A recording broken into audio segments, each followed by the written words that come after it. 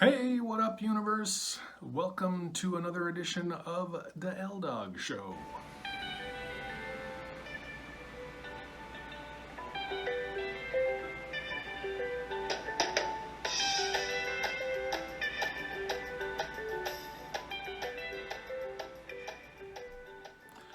Question for you.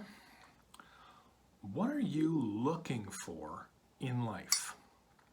I mean actively looking for and expecting to find.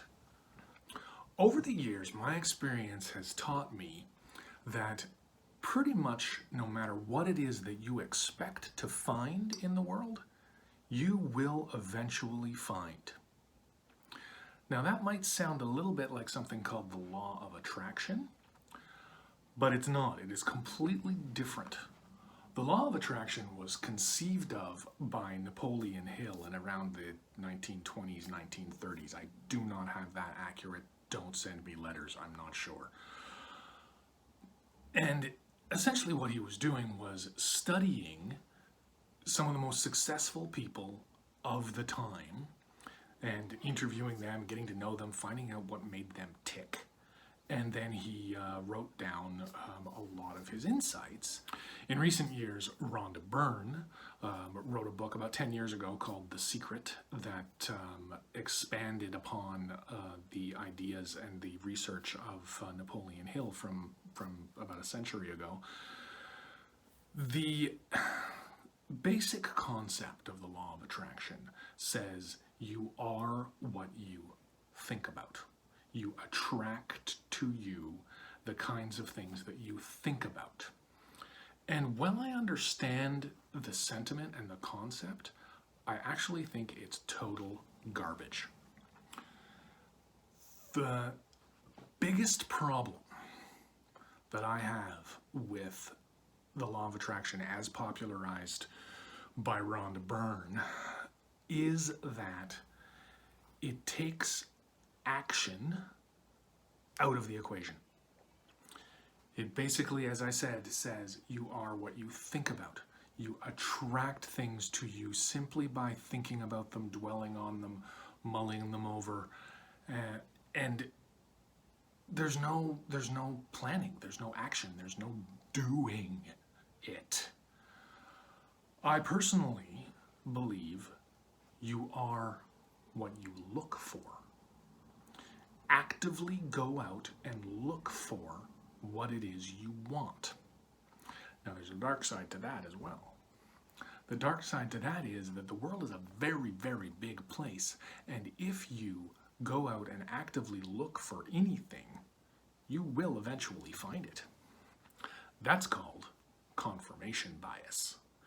So if you've got it in your head that you are a fantastic athlete and you go around the world deluding yourself that you're a fantastic athlete when you're not, you will eventually find a group of people who you're better than and who think you are amazing. And if all you do is spend your time with that group, you've confirmed your bias.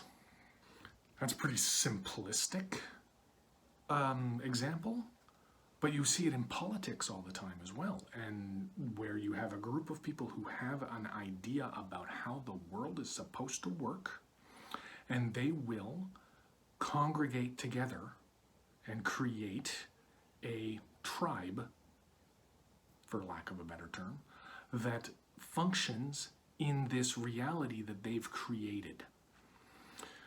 Climate change deniers, people who are against immigration and who blame all of the ills of the world on the immigrant. These are tribes full of people who have banded together because everyone in that group confirms their own confirms their own bias. There's a saying that I picked up a few years ago that basically says, you don't know what you don't know. And that reinforces and forces humility into every situation. When you are confronted with contradictory information that does not fit with your own bias, don't dismiss it as wrong. Simply pause long enough to examine that information on its own merit, and perhaps you'll learn something new. So there's really two things here. In sales, you will almost always find a market for your product. There are enough people in the world that you will almost always find a market for your product. But be careful when you are debating concepts with people, not to dismiss information that doesn't fit with your own confirmation bias, because we've all got it.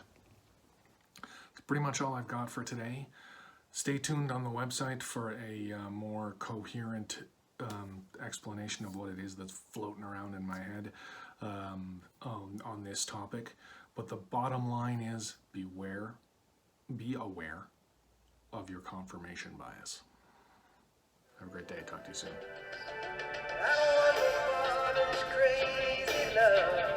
I don't want